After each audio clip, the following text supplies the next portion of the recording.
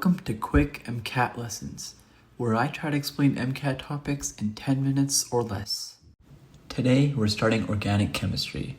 The first unit we'll be working on is nomenclature. So organic chemistry nomenclature is a system chemists use to name and classify organic compounds in a consistent and universal way.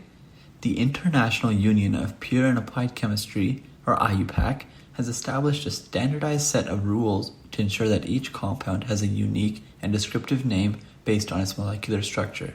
So the goal of IUPAC naming is to provide information about the length of the carbon chain, the functional groups present, the position of substituents, the degree of saturation, and the configuration if the molecule is chiral or contains double bonds. So let's go over the naming steps. First, you want to identify the longest carbon chain containing the highest order functional group. This will be called the parent chain. This determines the root name of the molecule, so methane, ethane, propane, etc. Then you will number the chain. So carbon 1 will be the one closest to the highest priority functional group. If the functional groups have the same priority, then make it so the numbers are as low as possible. So if you have an 8 carbon chain with 2 methyls, 1 is 3 carbons down and 1 is 4 carbons down, then you would call this 3,4-dimethyl-octane. It would not be called 5,6-dimethyl-octane, even though technically they are the same thing. Now we will talk about functional groups, but know that the more oxidized a carbon is, the higher its priority.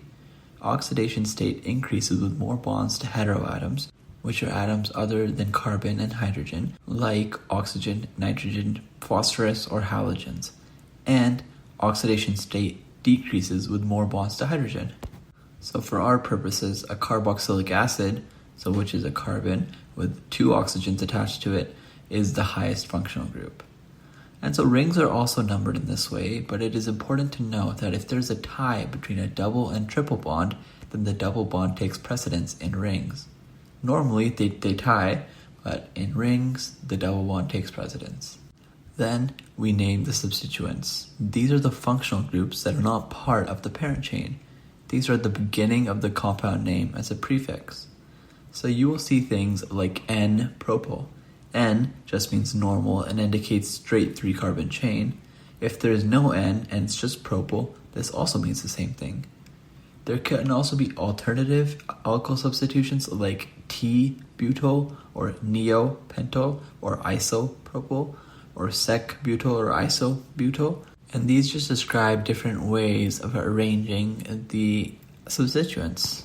Now, if there are multiple substituents of the same type, then we can use prefixes di, tri, tetra, and so on before the substituent's name. And then we add a carbon number to these. So if you have the same substituent, it could look something like 3,4-dimethyl-octane, or it could even be 3,3-dimethyl-octane if they're on the same carbon. You wouldn't just have one number if it's on the same one.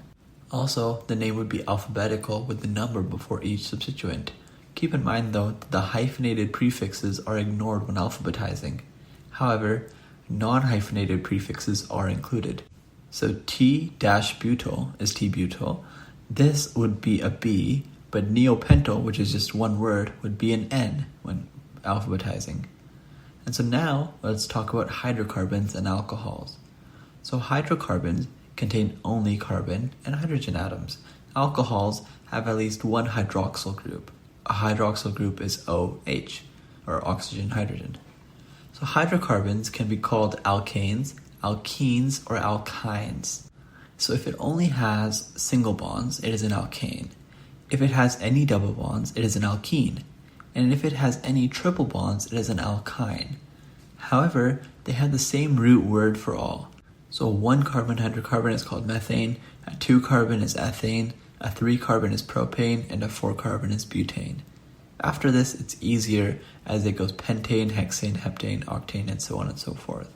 Now the suffix is ane for alkane, but if this was an alkene, then they would be ethene, propene, butene, etc. And for alkyne, it'd be ethyne, propyne, butyne, etc. So a quick note, methane can only be methane, it can't be methene or methine because there's no area for double bonds or triple bonds to bind as there's only 1 carbon. And so for alkenes and alkynes, you would number these because you want to know what position the bond is at. And so the number can either be at the start of the parent chain or it could be near the suffix. So 2-butene and but-2-ene are the same. And it would also be the same for a butyne, so 2-butyne or but-2-ine. But if there are multiple double bonds, then it will generally be at the start. So it'll be 2,4-hexene, not hex-2,4-ene. Now let's talk about alcohols. Alcohols are named by removing the E at the end of the alkane and replacing it with an OL. So hexane would be hexanol. The OH would get the lowest number even in the presence of double or triple bonds. However, if the alcohol is not the highest priority functional group, then it's named with the prefix hydroxy. So say you have 2-pentanol. Now say the carbon at the other end is converted to a carboxylic acid. This molecule is now called 4-hydroxypentanoic acid. The 4 is the alcohol's position, and the hydroxy is for the alcohol since there's no OL at the end. And so alcohols with 2 hydroxyl groups are called diols or glycols, and they have the suffix diol. The hydrocarbon name is not changed, so ethane 1,2-diol is an ethane molecule with a hydroxyl group on each carbon, and this is also known as ethylene glycol.